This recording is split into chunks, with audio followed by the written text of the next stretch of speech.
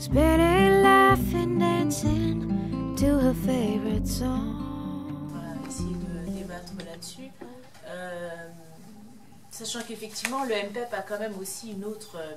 sa proposition phare règle le problème du PTCI, puisque la sortie de l'Union européenne règle quand même le problème, et qu'il y a quand même un autre argument, un argument pour dire qu'effectivement il faut s'attacher à dénoncer vraiment les vraies causes et trouver les vraies solutions. C'est que si par exemple on arrive à arrêter le PTCI comme on a arrêté d'autres choses, sachant que ça n'a pas été le cas du cycle de Doha non plus, hein, qui s'est arrêté par l'arrêt des négociations et pas par la mobilisation citoyenne, mais admettons que la mobilisation citoyenne puisse arrêter un tel accord, on sait que si on ne traite pas les choses à la racine, il nous reviendra dans 10 ans. Donc c'est bien ça qu'il faut avoir en tête, puisqu'on a déjà l'exemple, et c'est bien ça qu'il faut traiter et qu'il faut prévenir. Alors, moi je donne des sessions d'information débat, on les appelle comme ça, dans mon département, justement contre le TAFTA. Et moi en plus je travaille dans le commerce intracommunautaire des marchandises, donc je suis bien dans la partie. Je vais ajouter d'ailleurs que, par exemple, sur certaines marchandises, c'est 45% la différence des droits de douane. La viande, par exemple. Le textile aussi est assez protégé.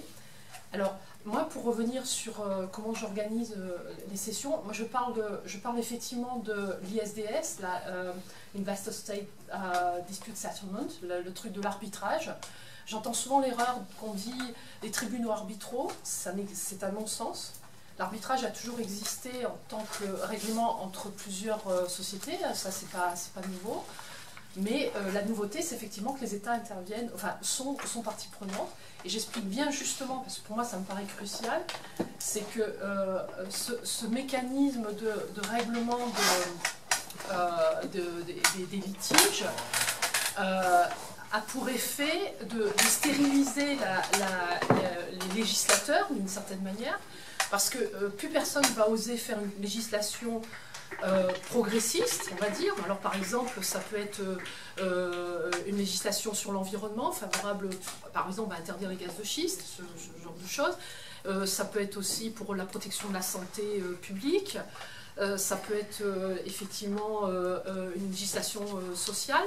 Et ce qui fait que les législateurs, ils vont avoir ça en tête, si ce truc est signé, ils vont avoir ça en tête, de se dire « Ah non mais attendez, ça va nous coûter combien si jamais on se fait attaquer en tant qu'État ?»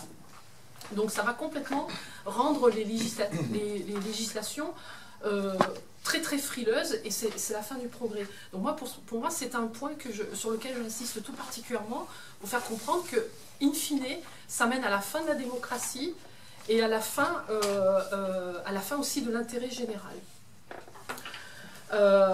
Moi, l'aspect que j'ai bien aimé aussi dans la présentation, parce que c'est un aspect que je perçois, c'est effectivement la mise sous tension dans le monde entier des relations géopolitiques. Moi, ça m'a sauté aux yeux quand on a pris une carte, c'est qu'effectivement, entre ces deux accords jumeaux, transatlantiques et transpacifiques, sont pris en tenaille deux pays comme la Chine et la Russie. Et alors, je me suis aussi posé la question, ça je ne sais pas, est-ce que l'Inde est impliquée aussi dans l'accord transpacifique? Mais déjà, le fait qu'on ait écarté la Russie et la Chine de ces deux accords jumeaux, ça me paraît déjà un élément qui va mettre sous tension, mais vraiment de manière insupportable, les relations internationales. Et enfin, le dernier point, c'est qu'effectivement, par rapport à tout ce qui est la question de la souveraineté, notamment effectivement avec les lois, c'est que bon, moi j'hésite pas à dire que le seul moyen pour s'en sortir, c'est de sortir de l'Union. Alors c'est sûr que l'idée de sécession hors de l'Union européenne, ça étonne les gens, mais je fonce dans l'art, ça me pose pas un problème. Ceux qui ont un problème avec ça, de toute façon, dans mes sessions, il n'y a pas de censure, les gens peuvent s'exprimer. Mais quand on présente tout ce qu'il y a avant, je pense que ça peut vraiment faire avancer l'idée de sécession hors de l'Union européenne de notre pays. Après, j'ajouterai une dernière chose, c'est quand les gens me demandent quelles sont les solutions, on fait quoi? Alors je leur dis, bah déjà, vous pouvez peut-être demander à votre collectivité locale, parce que certaines l'ont déjà fait, certaines régions, certains départements, certaines villes ont déjà demandé à se mettre hors TAFTA.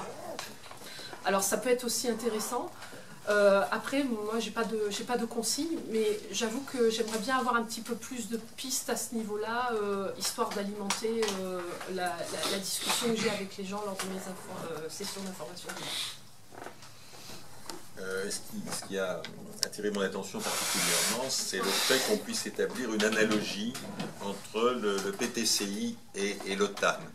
Je pense que ça, c'est tout à fait intéressant de voir que la dimension de domination, la domination militaire, bien entendu, à un moment donné ou à un autre, on voit l'Ukraine aujourd'hui, va faire partie du dispositif. Ce dispositif, en gros, il avait été présenté par Nicolas Sarkozy dans une intervention. Il avait dit « Vient en action un nouveau capitalisme, un nouvel ordre mondial, et personne ne pourra s'y opposer. » C'est-à-dire que, bien entendu, c'est une nouvelle gouvernance et elle est caractérisée par le fait que c'est un gouvernement sans le peuple. Ça participe de la même logique que le libéralisme quand Thatcher a dit « Il n'y a pas d'alternative ». Et bien entendu, c'est un système dont le caractère totalitaire est patent. C'est-à-dire que le dispositif qui est actuellement mis en place du nouvel ordre mondial ne souffrira pas de débat. Le débat ne sera jamais mis sur la place publique et c'est un recul radical et total de la démocratie. Alors, ce nouvel ordre mondial, il est critiqué par pas mal de gens, mais c'est vrai que le fait de faire le lien entre ce commerce et cette guerre, parce que bon, il y avait Watson, le fondateur d'IBM, qui disait « La paix mondiale sera assurée par le commerce mondial ». C'est du langage orwellien. Bien entendu, le commerce, c'est une autre manière de faire la guerre. Et là, on est dans une situation particulièrement critique, puisque l'offensive en Ukraine, cette offensive de l'Empire, marque une étape importante dans la volonté d'encerclement par les bases de missiles de la Chine et de la Russie. Et de ce point de vue-là, il faut faire le lien entre tous ces événements. Certains paraissent plutôt doux, comme par exemple, quand il s'agit de traités commerciaux, on se dit « Oh, les traités commerciaux, c'est sympa, on va pouvoir avoir un petit peu plus de Disney, un petit peu plus de trucs, c'est pas mal. » Bon, c'est pas ça du tout, c'est une domination militaire et à caractère totalitaire. Et quand on évoque par exemple la perspective d'implosion de la classe moyenne, il faut savoir qu'aujourd'hui il existe des technologies très élaborées de contrôle total des populations, ou parfois on peut dire du bétail humain, telles que l'implantation de puces RFID, les téléphones portables qui serviront de relais entre la puce RFID qu'on a dans le corps et l'antenne, ça deviendra un téléphone cellulaire, on pourra emprisonner les gens par un dispositif hertzien. Et quand on évoque le droit à l'oubli, il faut savoir bien sûr que la grande collecte de données qui est organisée par l'Empire, cette grande collecte de données qui pourra de temps en temps être présentée de manière rassurante, on dira vous avez le droit à l'oubli, votre voisin ne pourra pas savoir ce que vous aviez fait lors de cette soirée où votre ami vous a mis en photo et a envoyé sa photo sur son portable, 6 secondes après, la photo qu'on prend avec un portable est dans la base de données centrale. Droit à l'oubli pour le voisin, mais pas droit à l'oubli pour les barbouzes. Et quand on utilise les réseaux sociaux, il y a des automates qui mettent en place des dispositifs. Et récemment, les universités états-uniennes ont vu leur département de sciences sociales recevoir des subventions du Pentagone. Ça ne se faisait pas avant, c'était des subventions qui venaient d'ailleurs. Pourquoi des subventions du Pentagone? Parce qu'il y a des modélisations qui sont opérées, et à partir des réseaux sociaux, eh bien, on arrive à repérer, à apprécier, par certains modèles informatiques, par certaines simulations, des événements qu'on peut qualifier, en reprenant les arguments de George Bush, les arguments des terroristes. Qu'est-ce que c'est qu'un terroriste dans ce logiciel? C'est un groupe qui va tourner autour de 1000 personnes, qui va être automatiquement indexé dans la base de données par un automate, une base de données de quelconque, et on aura à ce moment-là un contrôle social total, c'est-à-dire que si on veut s'opposer à ce genre de mise en œuvre du nouvel ordre mondial, eh bien, on aura une intervention préventive par infiltration du groupe, par création de faux attentats, etc. Donc on est dans une situation dont le caractère totalitaire est évident, et si on veut retrouver un chemin vers la démocratie, effectivement, c'est autour de cette question de la souveraineté.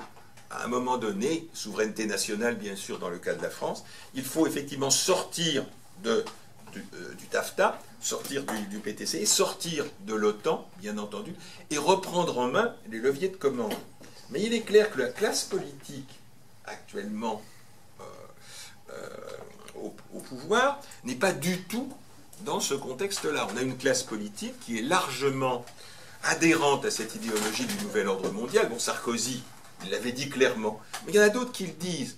Et quand on regarde les biographies des uns et des autres, je parle de la classe politique par exemple actuellement au pouvoir, eh bien leur biographie laisse à penser qu'ils n'ont pas la capacité, on pourrait presque dire génétique, de s'opposer à cette logique, puisqu'ils ont été depuis le biberon éduqués dans ce contexte disons, du libéralisme, et pour eux, il n'y a pas d'alternative. On en est là. Et donc, pour construire cette alternative, il va y avoir du travail, mais il faut effectivement que les militants, dont nous faisons partie, et d'autres encore, puissent commencer à réfléchir. On a déjà commencé, mais bon, il faut aller plus loin. Moi, je fais partie, enfin, moi, le MPEP, la Fédération 87, fait partie de Stop au TAFTA, qui est donc fait en particulier par les gens d'attaque. Des gens d'attaque, et à chaque fois j'interviens, on passe toujours d'ailleurs le même film, et à chaque fois j'interviens pour resituer dans le contexte international l'action géopolitique des USA. J'interviens aussi pour dire que ce n'est pas le Parlement européen qui pourra faire quoi que ce soit pour arrêter le TAFTA, et que si la France en avait la volonté, il suffirait que le Parlement vote, retire le mandat de négociation. Par contre, il y a un point qui m'avait échappé, c'était l'atteinte à la souveraineté, et je dois avouer que les prochaines fois, enfin le 12 exactement, on en a une autre, je vais en mettre une couche sur l'atteinte à la souveraineté. Tu vas pas te faire des amis. Hein? Tu vas pas te faire des amis. Oh ben, de toute façon, ils me connaissent, et ils prennent leur mal en patience à chaque fois que je suis là dans la salle, ils savent qu'ils y ont droit. Hein. Et donc, ça m'a assez intéressé. Par contre, globalement, ce qu'on peut entrevoir par rapport à la stratégie actuelle des USA, c'est ce qui est toujours sous-jacent, c'est un gouvernement du monde, enfin une gouvernance mondiale exactement, qui en fin de compte est un petit peu la même chose que quand on parle en France de gouvernance au lieu de gouvernement, c'est-à-dire des experts qui remplacent des élus, ou des nommés par des élus. Et ça, je pense que c'est une utopie, on entend beaucoup, moi je suis citoyen du monde, etc. C'est une utopie qui est sous-jacente à ce genre de choses. Je fais allusion à un moment dans ton intervention sur la possibilité, justement, c'est en réaction avec ce que vient de dire Colette, sur la possibilité de lutte avec des deux côtés. Une lutte des deux côtés. Et effectivement, je pense un peu à la différence de Colette qu'il y a des oppositions aux États-Unis, c'est manifeste. Hein. Alors je pose un peu la question en termes d'information et d'opérationnalité. Qu'est-ce qu'on peut faire de ce côté-là? Comment on peut faire? Parce que de toute façon, je dirais, ce qu'on pourrait mettre sur pied ne servira pas simplement une défense, on va dire, économique, commerciale, mais probablement une défense géopolitique aussi. Une amélioration géopolitique en ce qui concerne la situation hégémonique des États-Unis. C'est Colette? Oui. Moi, je dirais une chose, c'est que il y a un mot qu'on n'a pas évoqué, c'est la lutte des classes. quand je présente ces sessions d'information débat, je dis pas, j'avertis, franchement, je fais très attention par rapport à ça, pas uniquement parce que je suis à moitié américaine, je suis entre deux eaux, mais je veux dire, c'est très important de ne pas faire tourner le débat autour ces salauds d'Européens, ces enfoirés d'Américains, parce que ça sera, c'est-à-dire d'opposer une nation, un peuple, ou un groupe de nations, un groupe de peuples, à un autre, parce que ça, les puissances capitalistes, c'est le ressort qu'elles ont toujours utilisé, donc c'est super pratique. Non, il faut bien voir, moi je le replace toujours dans la lutte des classes, et de dire, voilà, c'est la bourgeoisie, les capitalistes des deux côtés, qui sont les multinationales, les puissances de l'argent, ce que vous voulez, on les appelle comme ça. Moi je dis capitaliste, hein, c'est un gros mot, mais c'est quand même le plus pratique. Par rapport au salariat, avec l'ALENA, le salariat américain, même si c'est les États-Unis qui ont profité par rapport au Canada et au Mexique, c'est le salariat américain avec le salariat mexicain et le salariat canadien qui en ont pris plein la figure. Et là, c'est pareil. Bon, déjà, on en prend plein la figure, mais là, ça va être encore pire. Donc, on est bien dans une lutte de classe. Et ça, je pense que c'est un aspect qui est extrêmement important. Et d'ailleurs, quand on dit oui, pour en sortir, alors, selon l'auditoire que j'ai, c'est vrai que, bon, des fois, c'est pas toujours évident, mais je dis... Mais carrément, oui, on sort de l'Union européenne pour mettre fin à cette monstruosité, mais si c'est pour qu'on nous le ressorte dans 5 ans, 10 ans sous un autre nom, carrément, il faut sortir du capitalisme. On sort du capitalisme parce que il n'y a que comme ça qu'on pourra mettre fin à ce genre de je ne vais pas dire d'ineptie, franchement le mot est trop faible, mais oui, monstruosité. C'est le seul moyen. Parce que là non, si on fait capoter le TAFTA, moi je pense que d'ici 10 ans, parce qu'à peu près ça fait à peu près 10 ans que le TAFTA il est en route, bon ben voilà, on nous le ressortira sous un autre nom, un autre emballage, et encore on nous le ressortira vraiment pas pour le coup, parce que l'AMI savait capoter parce qu'on on l'avait su. Là tout se fait en loose day parce que justement ils sont conscients que les classes qui ont le plus à perdre s'organisent. Et des deux côtés de l'Atlantique, ça s'organise aussi. Les Américains, ils n'ont pas envie... Jacques, il a fait allusion au Buy American Act, mais il faut savoir que c'est l'État fédéral qui signe ce truc, mais au niveau, comme il va s'appliquer à tous les niveaux de gouvernement, il y a les comtés, les municipalités, et chacun des 50 États, lui, d'un point de vue constitutionnel, en plus, ça va leur poser en plus un problème constitutionnel, tout ce qui n'est pas dévolu à l'État fédéral tombe dans leur escarcelle. Ils ont des lois extrêmement beaucoup plus protectrices que des lois fédérales au niveau de l'environnement, au niveau social, au niveau de la protection de l'emploi ou de l'activité de leurs propres entreprises, souvent des PME de local d'ailleurs. Et là, ça ne va pas le faire. Demain, il y a une régie municipale de l'eau dans une ville ou un comté. Veolia va vouloir s'implanter, le TAFTA lui donnera tout à fait la possibilité de le faire, mais là, les gens ils vont dire mais non, et ils s'en sont extrêmement conscients. Une ONG comme Public Citizen Watch est tout à fait très très en pointe sur tout ça. Donc la résistance de l'autre côté de l'Atlantique s'organise. Alors peut-être pas sur tout à fait les mêmes bases que nous, parce qu'on n'est pas constitué de la même manière en Europe, enfin dans l'Union européenne et aux États-Unis, mais ça bouge aussi. Les gens, ils n'ont pas envie de ce truc, pas plus que nous. Oui, enfin, les États individuellement, ils peuvent faire leurs petites choses et s'améliorer dans leur État, mais sur le plan de l'international, je pense qu'ils trouvent très bien quand même qu'il y ait la suprématie américaine. Oui, parce que il y a un patriotisme américain, je veux bien, mais quand ils voient quand même, il y a des États qui perdent de la population parce que les jobs ils s'en vont. Au bout d'un moment, ils se disent non, il faut faire quelque chose. Donc on instaure des lois, ils ont instauré des lois de protection de l'activité locale. Le Buy American Act, il a été décliné des fois dans des variantes par les collectivités territoriales, enfin, l'équivalent, les comtés, les municipalités, voire même les États, pour favoriser justement l'attribution des marchés publics aux entreprises locales. Tout ça saute avec le TAFTA. Parce que le TAFTA, il va s'appliquer au niveau fédéral, comme il va s'appliquer au niveau européen, mais il va s'appliquer aussi au niveau national, mais au niveau, chez nous, en France, au niveau de la région, du département, de la commune, et aux États-Unis, au niveau de chacun des 50 États et des municipalités, des comtés. Ça ne va pas le faire. Surtout que là-bas, en plus, constitutionnellement, il y a une protection. Alors, ils ont eu une guerre civile quand même pour ça, pour ce genre de choses. Donc, mais ça, à la limite, c'est leur problème. Souvent, on se dit, nous, on est en France, on a d'autres problèmes. Mais les gens, en plus, ils en ont mangé avec l'ALENA depuis 20 ans. On a quand même un recul de 20 ans sur ça. Donc, on voit quand même que les effets que ça a eu, tous les jobs, ils sont partis.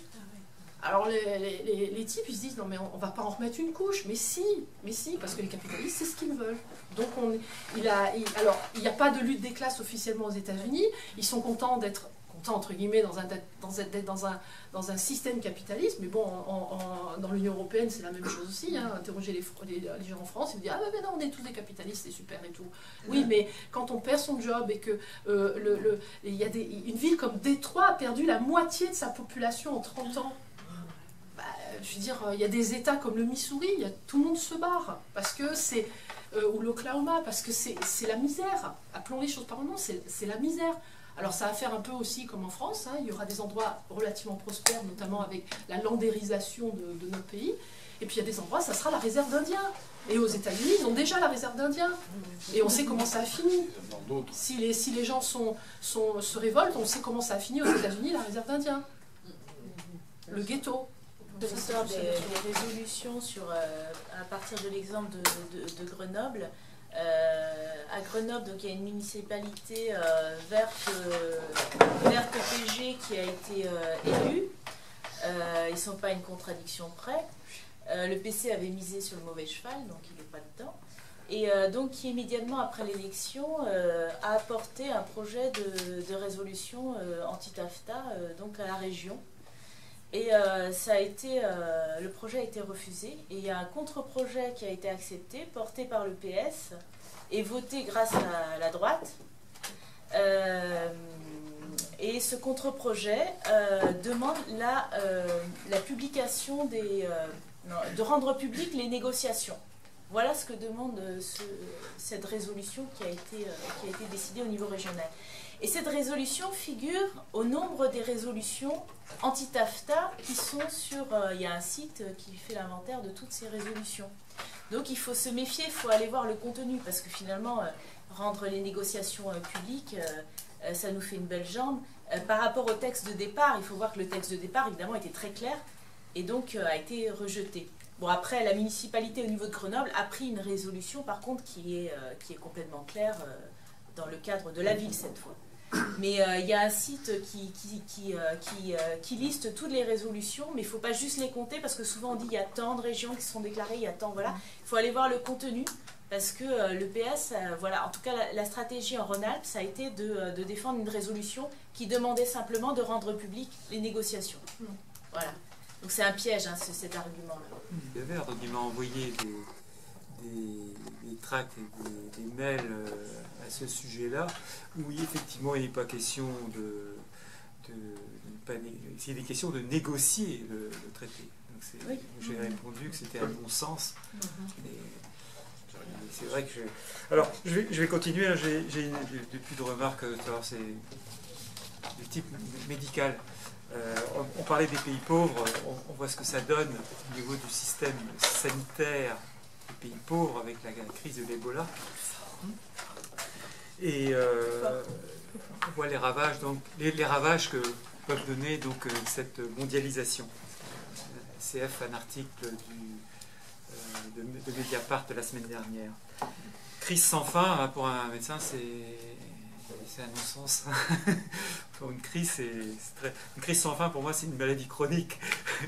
Donc, c'est juste pour donner une petite note d'humour. Concernant les services, alors, je suis dans les services. Souvenez-vous, il y a 2-3 semaines, on a eu une manifestation des professions protégées. On a vu des notaires dans la rue, vous vous rendez compte. Mes confrères aussi étaient dans la rue.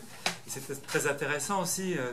Et ils se rendent compte, là, tout d'un coup, que des capitaux privés n'appartenant pas du tout au monde médical pourraient intégrer les sociétés médicales. Actuellement, les médecins, les dentistes, les hôpitaux, tout ça se créent des sociétés, souvent des sociétés d'exercice libéral, dans lesquelles au moins 51% des capitaux de la société doivent être détenus par les praticiens qui exercent, et le reste, 49%, par des praticiens qui n'exercent pas. Mais ça reste toujours des capitaux appartenant à des praticiens en exercice.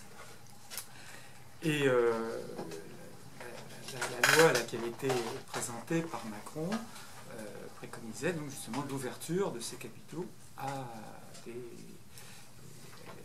d'autres personnes, soit morales ou physiques, n'appartenant pas à la profession. Et ça fait très longtemps, du moins que dans le sein des syndicats professionnels, je leur dis, on va se faire petit à petit manger par les assurances privées, et c'est totalement dans la logique aussi du combat contre la sécurité sociale, et que la majorité des praticiens deviennent des salariés de ces grandes compagnies d'assurance, et avec évidemment derrière la nécessité de faire toute la valeur ajoutée de cette activité vienne à des actionnaires.